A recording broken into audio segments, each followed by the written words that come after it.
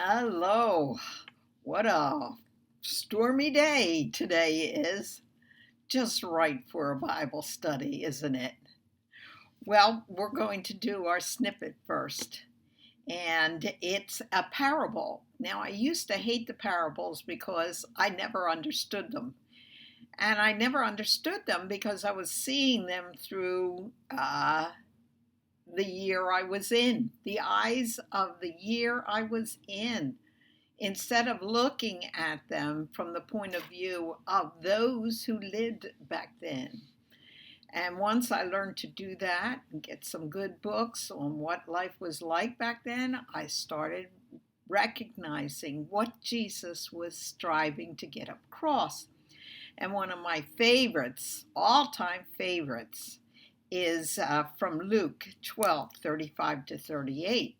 So I've given you the paper, get that out, and it's, Jesus says, "Let your waist be girded and your lamps burning." I'm going to read it all the way through first before I make comments. "And be like men who are expecting their master, when he, the master, withdraws from the wedding feast, so that when he, the master, comes and knocks, immediately they may open the door to him. Blessed are those slaves who, when coming, the master finds awake. Truly I say to you, he, the master, will gird himself and have them recline at table, and he, the master, will come and serve them, if in the second watch or in the third, he, the master, comes and finds them awake. Blessed are those servants or slaves."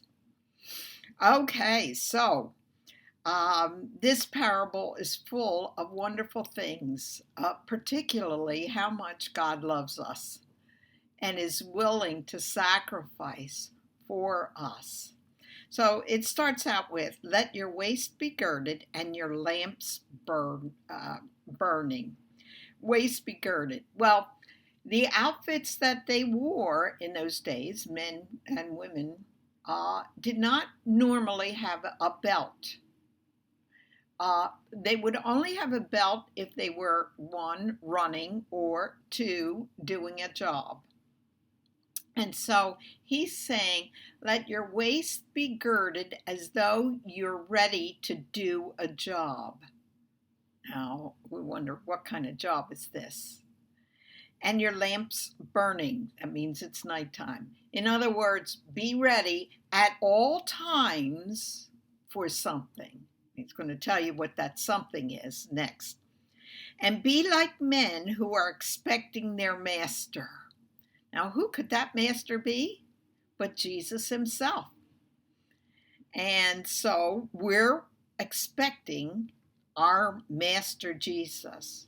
When he, the master Jesus, withdraws from the wedding feast, in other words, he's going to leave, so that when he, the master Jesus, comes, so he's left, now he's coming, and he knocks at the door. Immediately they may open the door to him. Boom! We're ready, Master. Come on in, Jesus. And then he goes on to say, "Blessed are those slaves who, when coming, the master finds awake." So when the master comes, he finds these servants, slaves, awake. "Truly I say to you, he, the master," that's Jesus, he's going to gird himself. Now, he's just told us to gird ourselves in preparation for doing a job. And now he's saying the master is going to gird himself. Why? "And have them." Who's the them? Well, it's those whose waist is girded, who has their lamps burning, and who is awake when he comes so that they can open the door. What's he going to do? He, the master, Jesus, will come and serve them. serve me? No, Lord, I'm not worthy. I feel like Peter. No, no, no, no. I'm not worthy of that.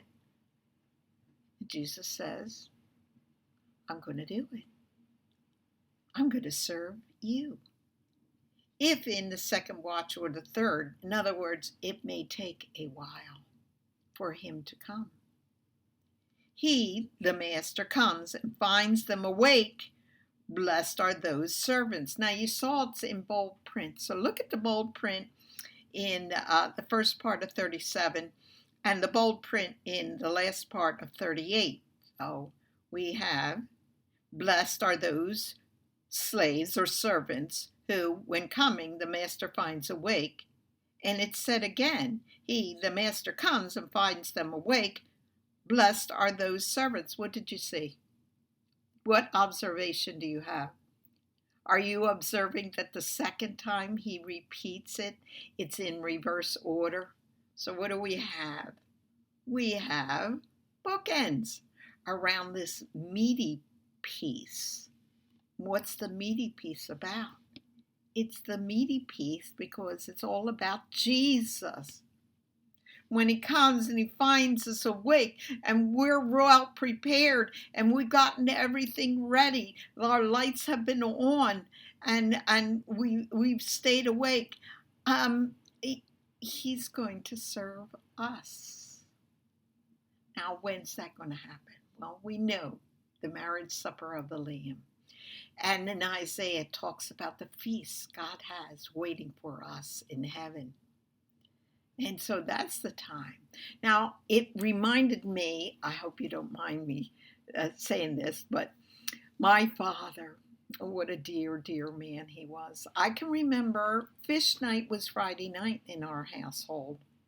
And what my mom would do was give him the plate of fish, and he would use his forks and go through it and make sure that every single bone was out of it so that when we got it, we didn't choke. And then he put it on everybody's plate. And Mom didn't have to worry about us. Dad didn't have to worry about us. They had served us. My mom would put on the potatoes. There was always potatoes. We have an Irish background, so I'm told. But I can remember my father using that old, whatever you called it, with the holes in it, and no mixer, he did it the old-fashioned way at that time and just mashed those potatoes for us. My mother served us. They did this because they loved us, and that is Jesus, like a mother, like a father, serving us because he loves us at the marriage supper of the Lamb, at the feast. Let's look at what's going on here.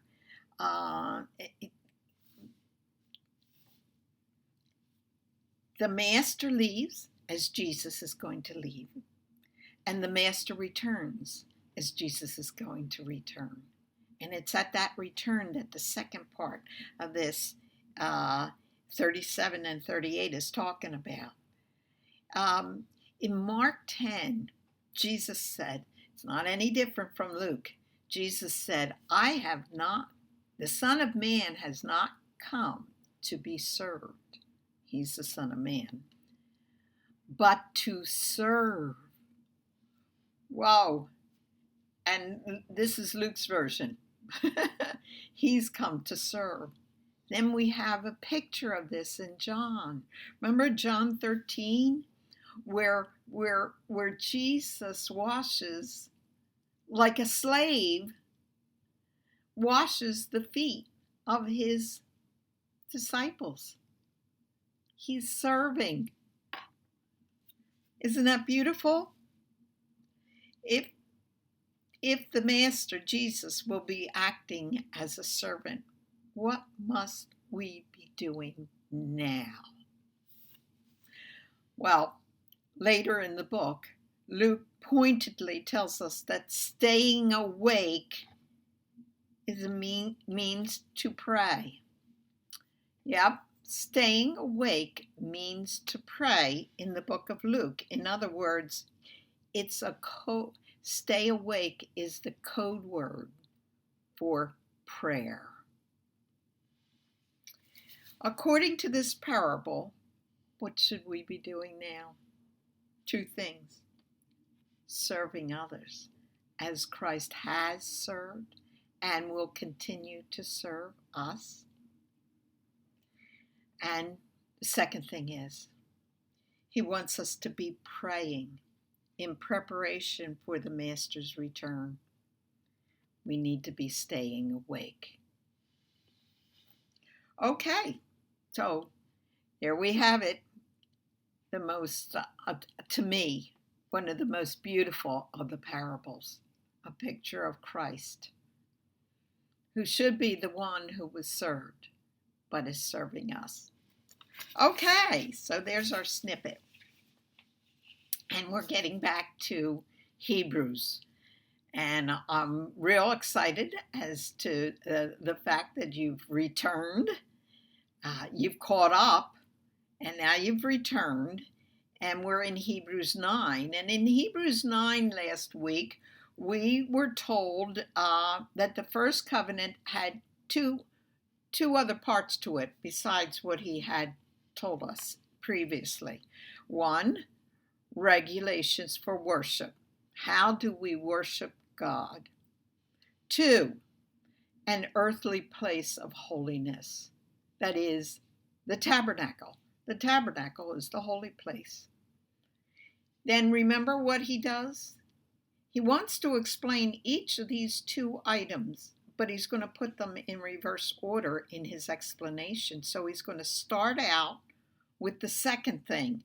Remember it said, number 2, an earthly place of holiness, that is the tabernacle. 4, that tabernacle, the tent, was prepared. The first section, okay, let's see. He's talking about the first section here. Now, the outer section, which he doesn't talk about, is where the priests and the people are allowed to be. And that's where the sacrifices are done. There's an altar, and then there's a bowl, a bronze bowl for washing the hands here. But the altar is for all the sacrifices done out here. The blood is brought inside on the Day of Atonement. But in this part, the holy place, are the priests. And then the Holy of Holies. It's the high priest. Now, there's an awful lot of restriction going on here, and that's what he's going to be talking about, our author is going to be talking about, because there's going to be free access to the Holy of Holies, to God, to Yahweh, through the second covenant. But notice the restrictions in the first covenant. People are left out here. Priests, less restriction, they're in here. But they're in here for a very short time each day. Not only that, but we have the high priest who's only allowed in once a year. Restriction, restriction, restriction. No free access except through sacrifices over and over and over again. So we got past that last week, and we got to verse 4, what was in the Holy of Holies. And that would have been the Ark of the Covenant. And that's what he's going to spend most of his time on, the Ark of the Covenant. Now, he's expecting the people he's writing to, who are Hebrews, he's expecting them, it's dry, whew, it is dry this winter. He is expecting them to know all the stories he's merely alluding to. For instance, he says that within the Ark of the Covenant, which is covered on all sides with gold, there's going to be a golden urn with manna in it. He's going to expect us to know Aaron's staff or rod that budded, all about it. He's going to expect you to know all about the tablets of the first covenant. He's going to expect you to know that. And so he can say at the end, of these things we cannot now speak in detail. Doesn't have to. We know it, right? You've been involved in the Old Testament as much as the New. Your sermons are all about the Old Testament. Not. What happens to the Old Testament is it's relegated to the past. Without people realizing that unless you know that Old Testament, you cannot possibly understand particularly Hebrews, but also the other parts of the New Testament, because every author on every page alludes to multiple pictures from the Old Testament for you to figure that helps me in explaining what this New Testament verse or chapter or story means. You can't possibly, and that's why I keep you in the Old Testament. So last week, what did we do? We spent time on the story of manna. I do something with my grandchildren. You know the story that I gave you that was in play form? Well, I got my grandchildren each a copy of that. And each one took a part of the play, reading the story. So somebody was the Philistines, another was the narrator, and I forget who the other one is. But anyway, they took parts of it and they read it, and they had to circle. They had to circle what part? They had to circle manna. Okay, so what they did was pay attention more closely because they were watching for the repeated word. And when they got done, they all clamored, let's do another one. I didn't have another one prepared for them that week. I like to bring one a week, and then they don't get tired and they can't wait to do it the next week. So that's what you can do with all my plays.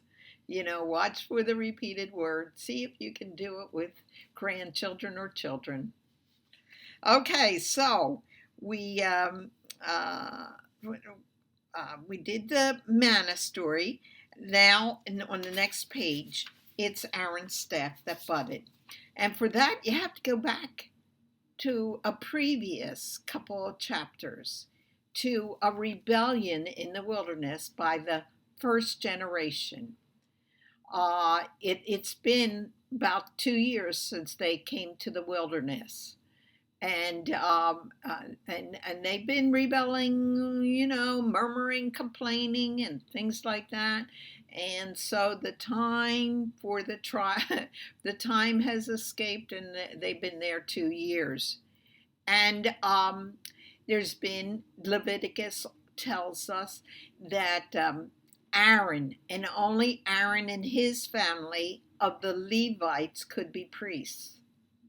Now, the other Levites also had jobs that had to do with the tabernacle, but they were not priests. And there was one person, Korah, a distant cousin to Aaron, according to the genealogy given to us in chapter 3 or 4. I think it's 4 of Exodus. According to that, Aaron and Korah were distant cousins. And Korah, he and 250 men rebelled. Who do you think you are, Aaron? I mean, we're just as holy as you. We should be able to be priests too.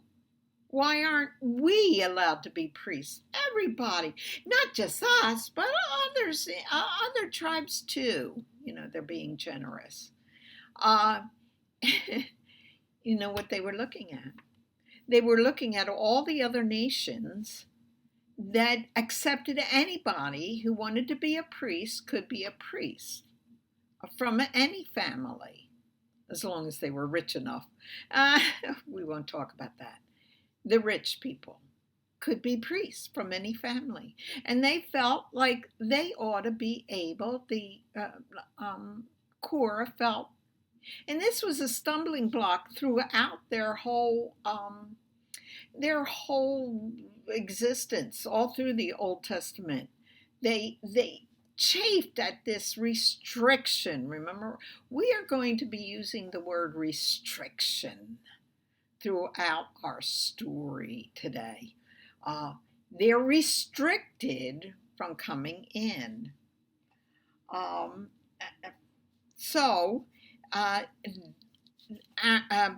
Korah and his 250 men and others rebelled. And God said, I'm going to show you that you're not to rebel. I have chosen Aaron. And so what happened? The next day, Aaron was to bring his incense, the thing that he carried the incense in, forget the name, and Korah and his followers were to bring incense also. And God would show which one was allowed to be priests. And God brought fire on the incense of Aaron, but for the other, Korah and his 250 followers, the earth opened up and they descended into Sheol. And then the earth closed up. Only Aaron was to be. Now, the people are still not satisfied, and God knows it. They're not happy about Korah going to Sheol, and they still think that there's a problem. So God says, look, I'm going to show you who is going to be my priest. So I want each of the tribal leaders to bring their staff. Now, we don't, walking sticks. Who has a walking stick anymore? But we have a car, we have buses, we have trains, we have planes. No walking sticks are needed unless you're climbing up a mountain. And we'd rather not show others that we need a walking stick, right? So the walking sticks were very important, particularly for the tribal leaders.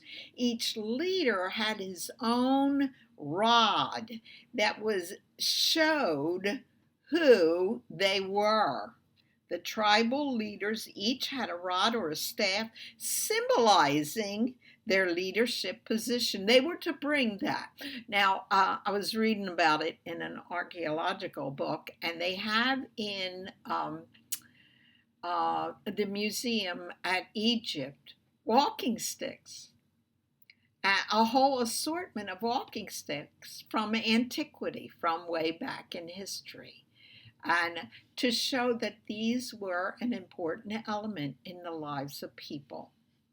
So this was not uncommon. Bring your staff, your rod, and what we're going to do is we're going to put the names of the leaders of each tribe on their walking stick. But since there seems to be a problem in the Levitical tribe as to who's the leader, on their tribe, Levi. So he particularly, not Levi, Aaron. So he particularly names the person who's going to be on the stick for Levi. It's Aaron. Just so nobody has a question in the end. Well, it could be any one of us Levites. No, it must be Aaron and his descendants. So let's find out what happens here. Yahweh says to Moses, "Speak to the sons of Israel and get from them a rod for each father." Oh, I want you to circle the word rod, okay? Not that the number is meaningful. I don't think so. I think there's quite a number of it, but that it's important. This story is about the rods, and he wants you to remember rods. It's all about the rods. Don't forget this. It's important. Whose rod is the priestly rod? Okay, speak to the sons of Israel and get from them a rod for each father's household, 12 rods, from all their leaders according to their fathers' households. You shall write each name on his rod, and write Aaron's name on the rod for Levi. I don't want any questions as to who I'm choosing. For there is one rod for the head of each of their father's households. You shall then deposit them in the tent of meeting. In front, the tent of meeting is the tabernacle, in front of the testimony where I meet with you. Well, he meets with them from the Ark of the Covenant. It will come about that the rod of the man whom I choose will sprout. Thus I will lessen from upon myself the grumblings of the sons of Israel who are grumbling against you, Moses. And the narrator comes in. Moses therefore spoke to the sons of Israel, and all their leaders gave him a rod apiece for each leader according to their father's household, 12 rods, with the rod of Aaron among their rods. So Moses deposited the rods before the Lord in the tent of the testimony, the tabernacle, in front of the Ark of the Covenant. Now on the next day, Moses went into the tent of the testimony, and behold, the rod of Aaron for the house of Levi had sprouted and put forth buds and produced blossoms, and it bore ripe almonds. It really did bud, didn't it? Moses then brought out all the rods from the presence of the Lord to all the sons of Israel, and they looked, and each man took his rod. So Yahweh speaks to Moses. Put back the rod of Aaron before the testimony, to be kept as a sign against the rebels, that you may put an end to their grumblings against me, so that they will not die. Now, I told you that the other nations, the priest could come from any family. Normally it was the rich families, but still any of the families. Only in Israel was there a priestly family, the restriction into the priestly family. Remember, restriction. But throughout the times, the wilderness years and later on in their history, they had problems with this. No other nation had this restriction. So when Saul becomes king, and remember the story, he's waiting. He's going to go out to battle, he and his men, King Saul, and they're waiting on Samuel. So they wait the 7 days that Samuel says to wait. And then Samuel was going to come and do a sacrifice. Now only, he's a priest, and he only can do the sacrifice. Well, Saul is chafing at the bit, because along these 7 days, his men are leaving. They're getting scared, and they're going off. There's I have crops to take care of. What am I doing sitting here? And so he's watching them go off day after day after day for 7 days. And it comes to the 7th day when Samuel says he's going to come, and he doesn't come, and he doesn't come. And Saul's getting edgy as the men are traveling off, leaving him with fewer and fewer men to fight against the Philistines. So instead of trusting God, instead of waiting like the prophet said, Samuel said, he does it himself. He sacrifices. He does a sacrificial burnt offering to the Lord. And just as he finishes doing this, who should appear? Samuel. Oh, Saul, you shouldn't have done that. Because now I can't allow you and your family to own the throne. So you're going to lose the throne, and it's not going to go to your family. And that was it. And then Saul went off to battle. And that was the first of two big no-nos that Saul does. He usurped the position of a priest. Perhaps he thought, well, kings are always the high priest. And that was so. The king was not only the king in other nations, but he was also the high priest. And Saul said, so what's different? Everybody does it. Do we not do this in our logic? The world is doing this. Why not us? I mean, we'd be more acceptable to the world. Well, won't go into that. So the narrator says at the end, thus Moses did just as the Lord had commanded him. So he did. He put the rod. And later, the rod that blossomed was one of only 3 items that went into the Ark of the Covenant. The rod is placed in the Ark of the Covenant as a reminder that only Aaron, his line, was chosen by God to be the priestly line. Okay? So, good. More time for the next one, the third one. Remember, he had 3 things that went into the ark. Manna, the staff or rod that budded, and now the tablets of the covenant. Hebrews tells us that through Christ's blood, all believers come near to God. Through his blood. Coming near to God was a principal theme in the Pentateuch. How do we get near to God was the question that the Pentateuch answered, and it wasn't easy. There were a lot of restrictions that we no longer have. But if we don't read the Old Testament, we don't realize how good we have it. There was a time when we did not have free access, when there were restrictions. And so I want you to circle then the words, come near. Now there's going to be a hierarchy in this first section, God to Moses.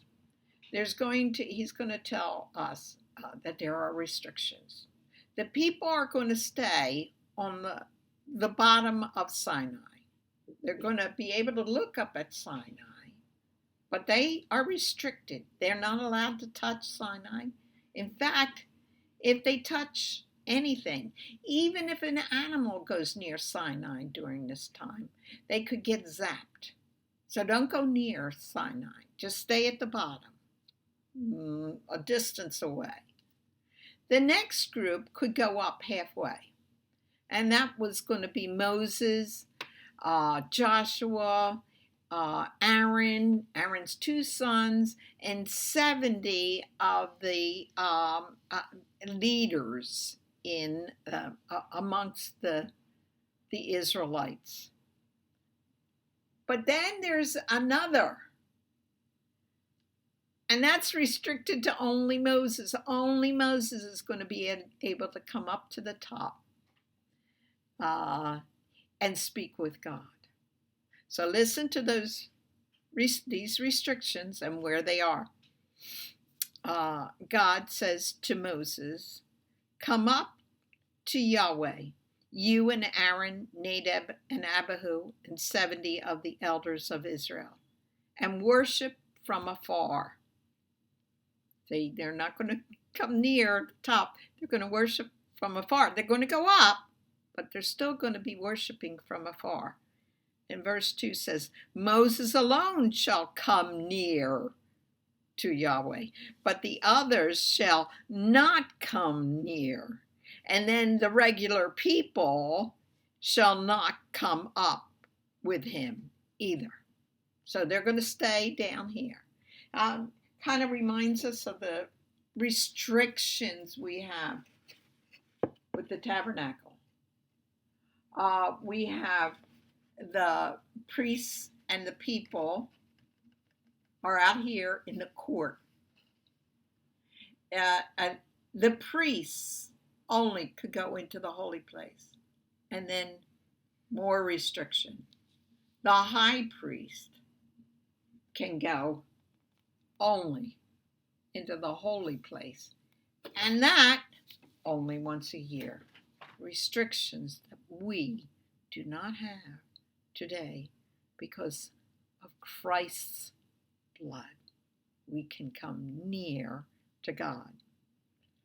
Okay, so let's go on. Narrator says, "Moses came and told the people all the words of Yahweh and all the rules, and all the people answered with one voice." Listen to their words, because they're going to be eating these words.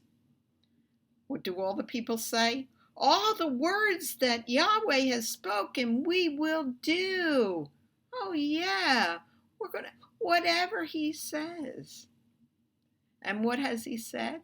Well, this is the covenant, and the scroll of the covenant that Moses has read to them. It includes the 10 Commandments and includes other laws, and it's going to include rules for worship and for the tabernacle.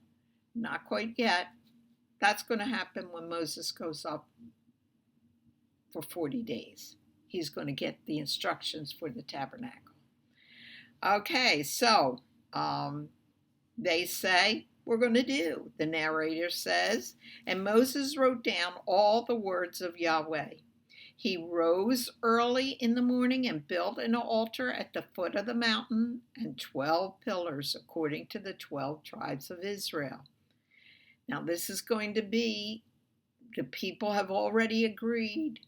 This is going to be the initiation of the covenant, the inauguration of the covenant. And he sent young men of the people of Israel who offered burnt offerings. Remember, the Levites at this point, this is early, this is when they're at Sinai, 2 years before Korah, and this is early.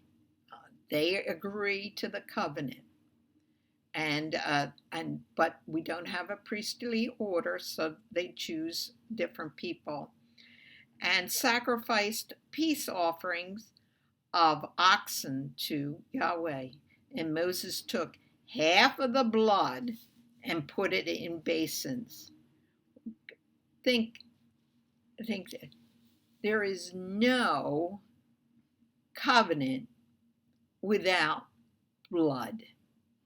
We have it here, and we're going to see that it has to be through the blood of Christ for the new covenant that we have. Moses took half of the blood and put it in basins, and half of the blood threw it against the altar. So, half and half. Then he took the book of the covenant that had all the words for the covenant, or the scroll of the covenant, and read it in the hearing of the people. And they spoke again. "All that Yahweh has spoken we will do, and we will be obedient." They even add on, "and we're going to be obedient." The narrator says, "And Moses took the blood and threw it on the people, And he spoke, "Behold, the blood of the covenant that Yahweh has made with you in accordance with all these words."